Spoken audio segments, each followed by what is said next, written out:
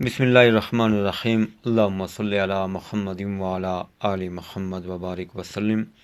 حضرت علی بن ابی طالب علیہ السلام کا مکتوب نمبر 4، جو آپ نے بعد امرائے لشکر کے نام لکھا۔